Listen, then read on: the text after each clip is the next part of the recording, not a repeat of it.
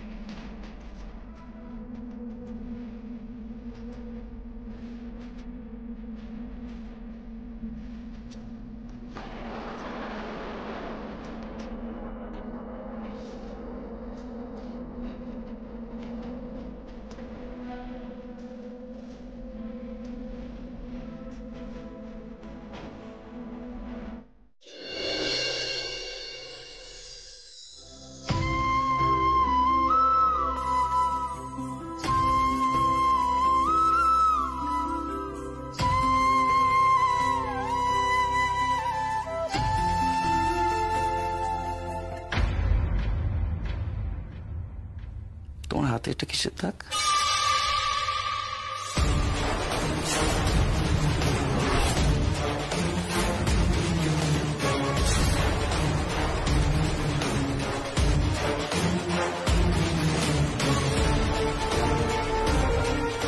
বৃষ্টির জলে হাতের মেকআপটা ধুয়ে যাবে আমার মাথাতেই ছিল না।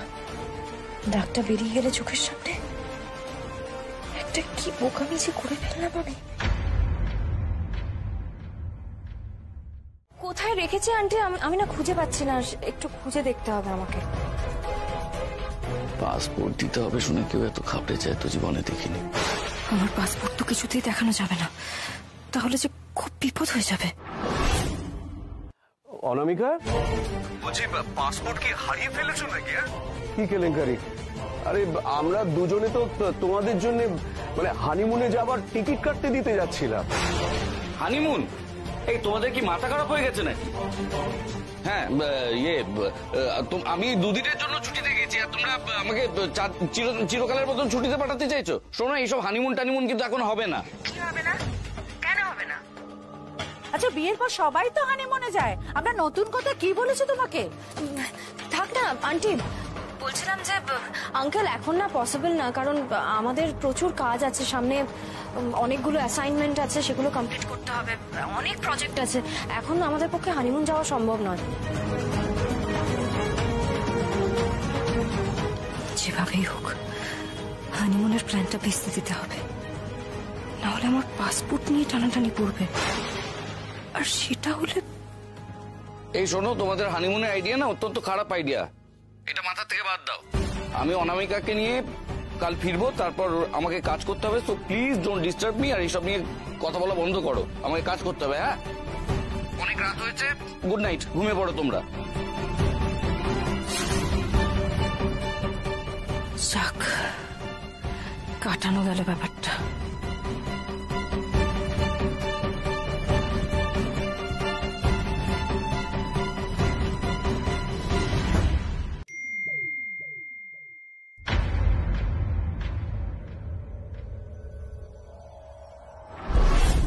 Hello, sweetheart. I am waiting for you. Meet me at Cafe 79. কে এমন মেসেজ করছে বিক্রম স্যারকে? ওরে বাবা, মোবাইলটা এখানে, ঠিক আছে, ফেলে গেছিলাম। শোনো, আজকে একটা মিটিং আছে, মানে এখনই প্রায়। সো আমাকে বেরোতে হবে, ঠিক আছে? Meeting? হ্যাঁ। কার সঙ্গে? ক্লায়েন্টের সাথে meeting. So I will be late. এখানে বসে কি করছো? নিচে এসো।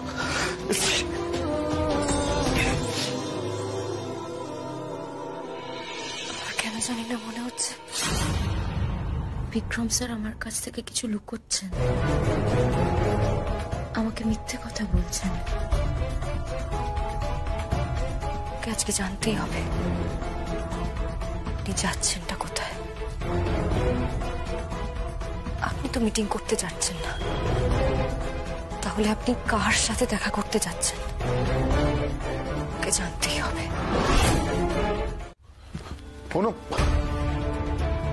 কি রে অনামিকা, কি হলো হঠাৎ? আমরা যখন বেরোলাম তখন তো সবকিছুই ঠিক ছিল, হঠাৎ এমন কি হলো যে বিক্রম এইভাবে বেরিয়ে গেল? সত্যি কথার ধাক্কা সহ্য করতে পারেনি। ওনাকে কিছু সত্যি কথা বলেছি তো, সত্যের মুখোমুখি দাঁড়াতে অনেকেরই খুব কষ্ট হয়। মানে কি বলেছিস বিক্রমকে? অনু, আমি কয়েকদিন ধরে লক্ষ্য করছি তুমি অনেকগুলো হঠকারী সিদ্ধান্ত নিচ্ছ। এইভাবে তুমি নিজের জীবনে ক্ষতি করছো অনু। বাবা, আমার যেটা ঠিক মনে হচ্ছে, যেটা করা উচিত বলে মনে হচ্ছে, আমি সেটাই করছি। হ্যাঁ, তুমি তো সব বুঝে গেছো। সব বুঝে গিয়ে তুমি তো... কি হচ্ছেটা কি দেখছো? মেয়েটা এরকম আপসেট হয়ে রয়েছে, তারপরেও তুমি এরকম করছো। তুমি দেখতে পাচ্ছ না আজে বাজে জিনিসে মন দিয়ে ও নিজের জীবনে ক্ষতি করছে? মা, ঝন্টু কাকাকে গাড়ি বের করতে বলো, আমি লালকুটিতে যাব।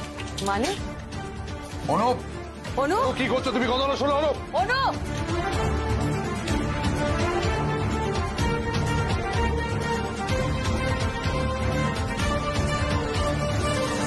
তুই তো জানিস জিনি, আমি চেষ্টা করেছিলাম। অনামিকার কথা ভেবে, আমাদের সম্পর্কের কথা ভেবে আমি চেষ্টা করেছিলাম। ভুল করেছিলাম মনে হচ্ছে, এই ফল পেলাম আমি। আজকে অনামিকা আমাকে কি বললো বলতো?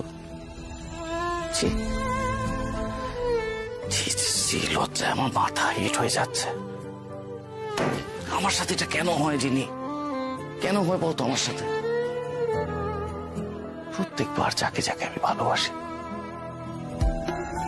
তারা আমাকে আঘাত করে, যাদেরকে কাছে টেনে নিতে চাই তারা আমাকে দূরে সরিয়ে দেয় জিনি। কেন এটা হয় বলতো?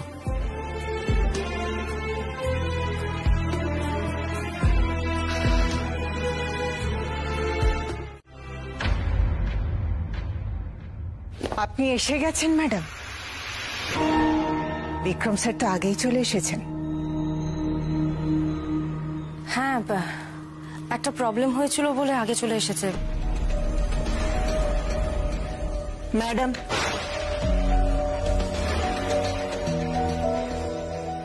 বিক্রম স্যার স্টোর রুমে আছেন, এই সময় ওনাকে ডিস্টার্ব করবেন না ম্যাডাম। আপনি আপনার ঘরে যান।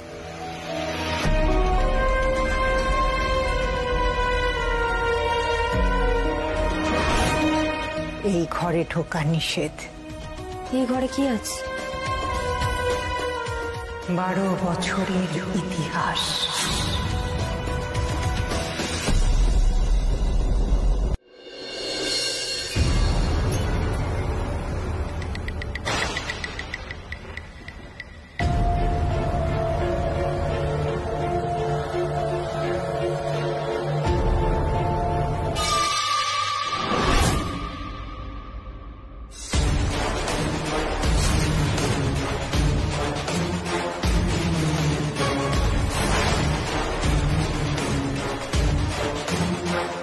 এই ঘরে কি আছে?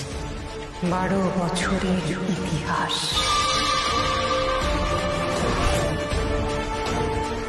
একে তো আমি আগেও কোথাও দেখেছি।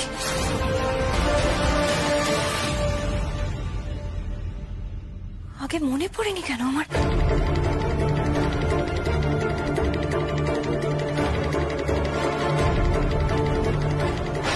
তোরা জিনি দিয়ে আর তুই তো কথা দিয়েছিলি জিনিকে, তাহলে কেন জিনিকে ঠকালি বিক্রম? চিনি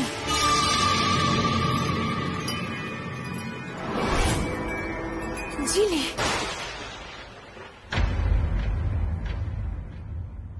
অনামিকা, তুমি এখানে কি করছো? এটাই চিনি, এটাই চিনি, তাই তো? কি বলছো তুমি অনামিকা? তার মানে আজকে আপনি জিনির সাথে দেখা করতে গেছিলেন? শুরু থেকে সবটা আপনার শুধু জিনির জন্য। এরপরে আপনি বলবেন আমি মিথ্যে কথা বলছি? আপনি জিনির সাথে দেখা করতে যাননি? আপনি তো জিনির সাথে দেখা করতে গেছিলেন, আমাকে বলছেন আমি সবকিছু ভুল দেখেছি, আমি মিথ্যে কথা বলছি। তো বড় ভুল করলাম আমি। এত বোকা। অনামিকা, আমি আবার বলছি তোমার ভুল হচ্ছে, কোথাও ভুল হচ্ছে, এটা কখনোই সম্ভব নয়। কেন ভুল হচ্ছে? ভুল হচ্ছে কেন বলছেন এই কথাটা? সম্ভব কেন সম্ভব নয়? না, সম্ভব না। আন্টি, আন্টি চুপ করে থেকো না প্লিজ। আন্টি বলো, প্লিজ আন্টি, প্লিজ বলো না। কারণ যার কথা বলছো সে বেঁচে নেই।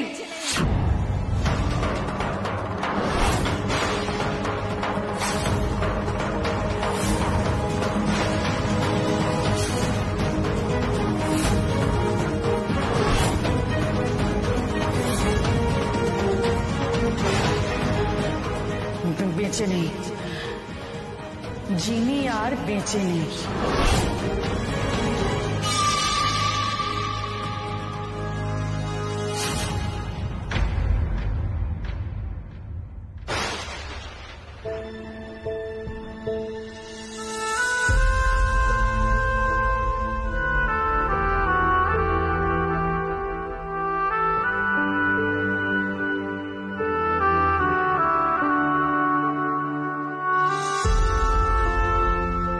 কি বলছো বলো তো তোমরা?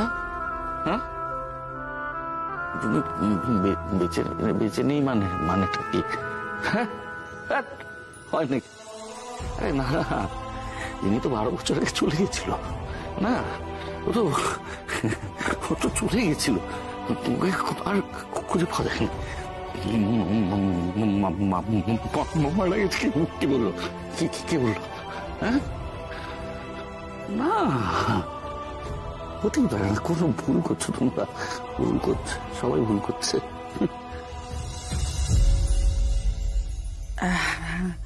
হ্যাঁ হ্যাঁ, চলে তো গিয়েছিল, তারপর আচমকাই।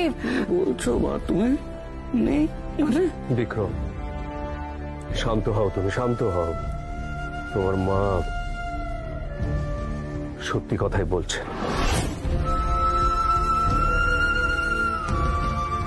ওর হারিয়ে যাওয়ার কথা তোমাকে জানিয়েছিলাম ঠিকই, কিন্তু ওর হারিয়ে যাওয়ার 1 বছর পর আমাদের কাছে খবর আসে ও মারা গেছে।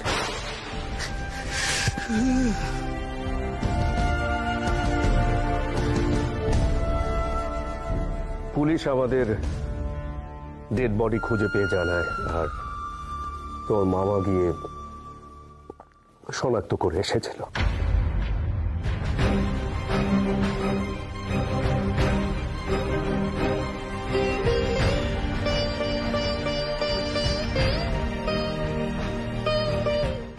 স্বপ্ন?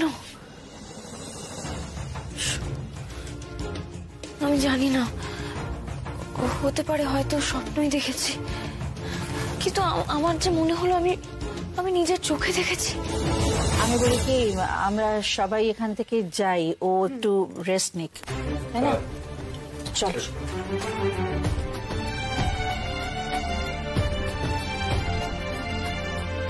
তুমি একটু ওর সাথে থাকো। হ্যাঁ মণিমা, আমি থাকছি, তুমি যাও।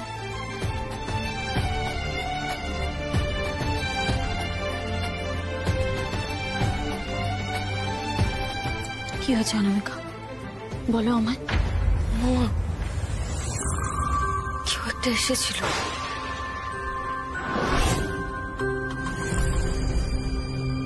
এসে গেছে, শেষে গেছে। কি হচ্ছেটা কি? শেষে গেছে। কি বলছেন আপনি? আমি বলেছিলাম যখন, আমার কথা কেউ বিশ্বাস করেনি যে ও আসবে, ও আসবে, ও আসবে, কেউ বিশ্বাস করেনি। এবার কোথায় যাবি? কোথায় যাবি?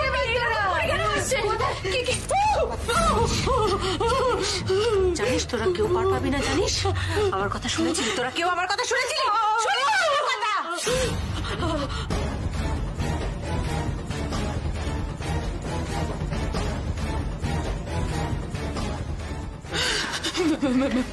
একদম চুপ। কি জানি কদিন এসছিস সে বাড়িতে তুই? হ্যাঁ, দুদিনের মেয়ে ও এসে গেছে।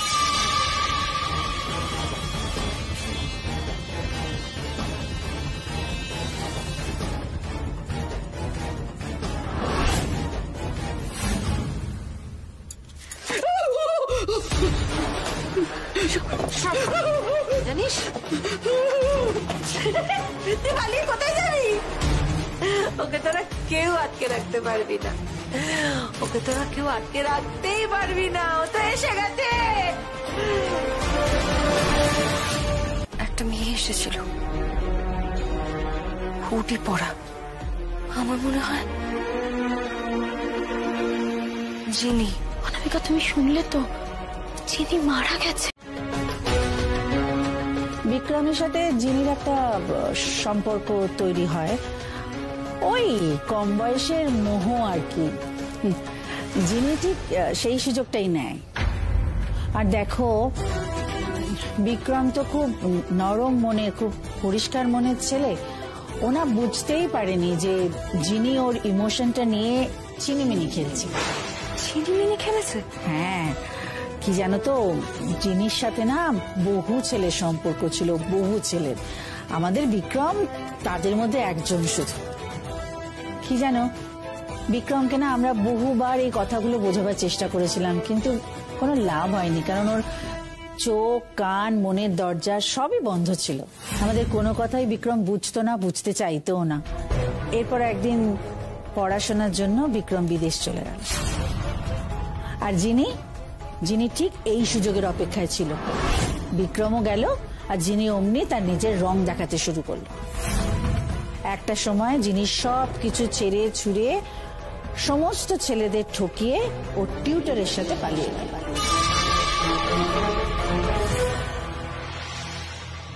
তারপর একটা বছর জিনির কোনো খোঁজই ছিল না। তারপরের খবরটা তো কালকে শুনলি। হ্যাঁ গো অনামিকা, বিক্রম না জিনির এই হঠাৎ চলে যাওয়াতে ভীষণ ভেঙে পড়েছিল, ভীষণ। সবটাই আমার মনের মুখ থেকে শোনা। কি জানো, মেয়েটা না কোনোদিনও বিক্রমের ভালোবাসার কদরই করেনি, বরং আমাদের বিক্রমের জীবনটা নষ্ট হতে বসেছিল। অনামিকা, তোমার হয়তো মনে হতে পারে যে আমরা কিছু লুকিয়ে তোমার সাথে বিক্রমের বিয়েটা দেবার চেষ্টা করেছি, কিন্তু সেটা নয়। ওই মেয়ে অনেকদিন আগেই বিক্রমের জীবন থেকে চলে গেছে, আর পৃথিবী থেকেই তো চলে গেছে, সে তো জানতেই পারলে। কি জানো অনামিকা, আমাদের মনে হয়েছিল একমাত্র তুমিই পারবে আমার ছেলেটাকে এই ট্রমা, এই খারাপ অভিজ্ঞতা থেকে বের করে আনতে। আর আমার এখনো বিশ্বাস যে সেটা তুমিই পারবে, তুমিই পারবে। আন্টি, তুমি সত্যি বলছো? তুমি ঠিক জানো ওই চ্যাপ্টারটা সত্যি ক্লোজ হয়ে গেছে? যিনি চাইলেও আর কোনোদিনও ফিরে আসতে পারবে না?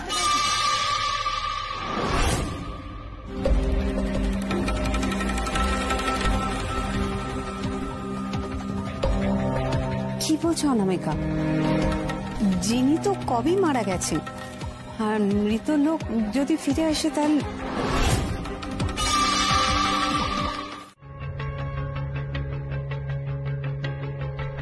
ও আচ্ছা আচ্ছা, বিজনেস নিয়ে কথা বলছিলেন?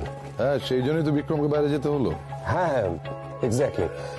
হ্যাঁ হ্যাঁ, তা ঠিক, তা ঠিক। দেখুন, আমার কাছে একটা নতুন কনস্ট্রাকশনের অর্ডার এসেছে। একটা জুয়েলারি আউটলেটের মল হবে। তারা স্বাভাবিকভাবেই চাইছে যে সেখানে শহরের সমস্ত বড় বড় জুয়েলার্সরা অফিস স্পেস নিক। আমিও চাইছিলাম এই সুযোগটা যাতে আমার ফ্যামিলি মেম্বাররা পায়, তাই আমি আপনাদের সঙ্গে ডিসকাস না করেই আপনাদের নামটা তাদের সাজেস্ট করেছি।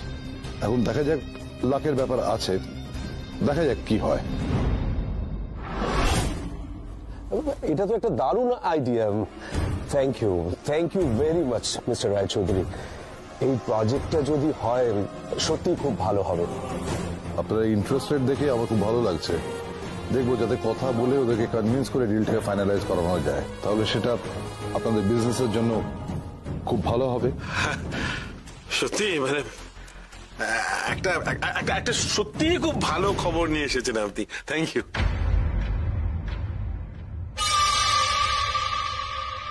অনামিকা যা সব শুরু করেছে শুনছি, তাতে এই স্টেপটা আমার এখনই না নিলে হতো না। ওর উপর আর ভরসা করে লাভ নেই, যা করার আমাকেই করতে হবে।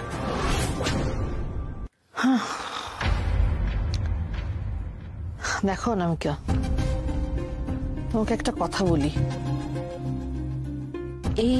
এই রকম সময় না তোমার নার্ভটাকে খুব স্ট্রং রাখতে হবে।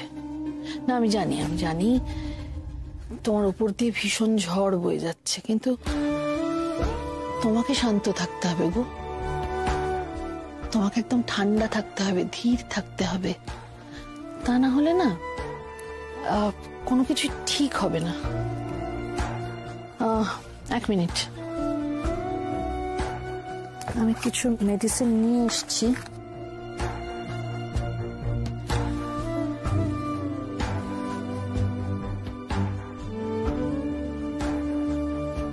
ওষুধগুলো নিয়ম করে খাবে। চিন্তা করো না, সব ঠিক হয়ে যাবে। তবে হ্যাঁ, খুব সাবধানে যা করবে, খুব সাবধানে, নিজের ক্ষতি করে নয় কিন্তু। কেমন? আমি আসছি।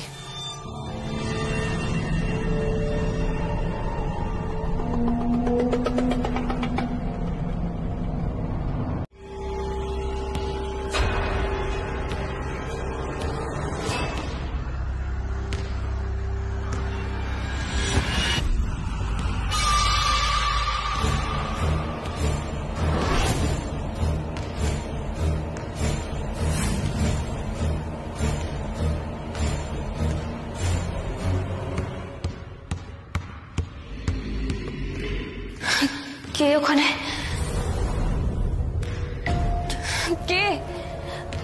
কে ওখানে? যেই থাকুক না কেন, আমাকে আজ তার মুখোমুখি হতেই হবে।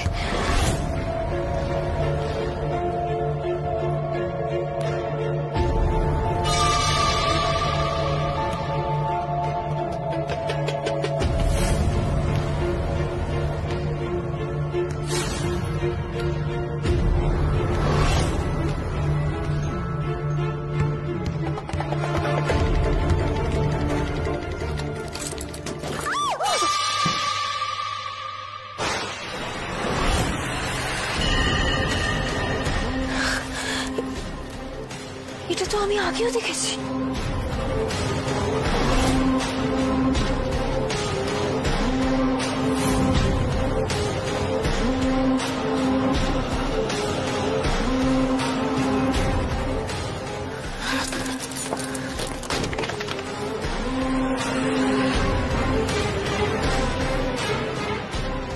হচ্ছে এরকম? কে করছে এগুলো? কেন হচ্ছে এগুলো আমার সাথে? কেন?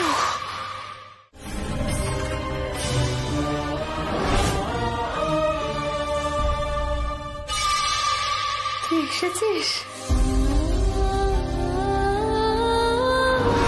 ছাদে যাবি না? যাবো তো, যাবো। আমার ঘুঘুরটা, আমার ঘুঘুর।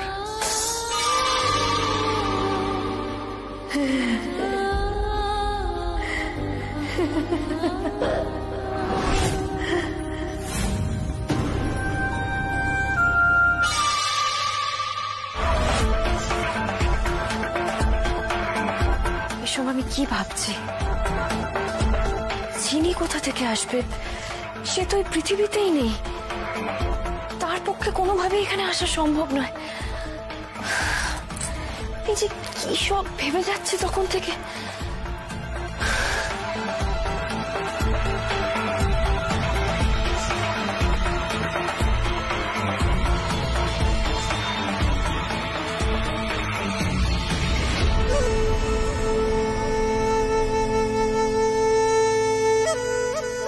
সবকিছু আমার মাথায় আছে, সব আমার মাথায় আছে, তাই আমি এসব ভাবছি। আর কোনো কারণ নেই, সবকিছু আমি ভাবছি আমার মাথায়।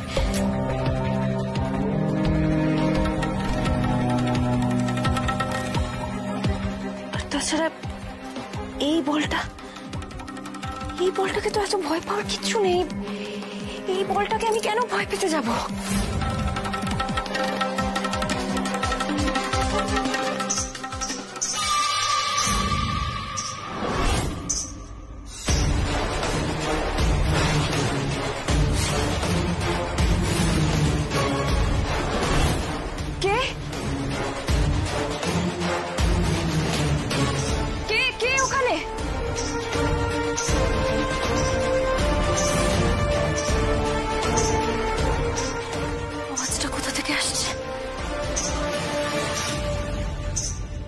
থেকে আসছে নাকি ওপর থেকে আসছে? কি হচ্ছে সব?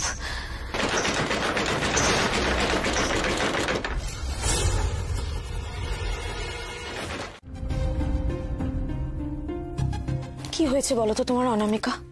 বর্দি ভাই তো কখন শান্ত হয়ে ঘুমিয়ে পড়েছে, তুমি কেন এত টেনশন করছো? মহুয়া, এই সবকিছু তোমার একটু অন্যরকম লাগছে না? এই যে বৈশালী বৌদি বলছে যে বৈশালী বৌদিকে কেউ একটা ওই ভারতনাট্যমের কস্টিউম তারপর ঘুমুর দিয়েছে, কিন্তু কে দিয়েছে? কে দিতে পারে ওকে? এটাই তো বুঝতে পারছি না। তারপর এই যে সকালবেলা ওই সিঁদুর কৌটো থেকে বিছে বেরিয়ে এলো, ব্যাপারটা অদ্ভুত নয় কি? তারপরে এই যে একটু আগে বাস্কেটবলটা, বাস্কেটবলটা তো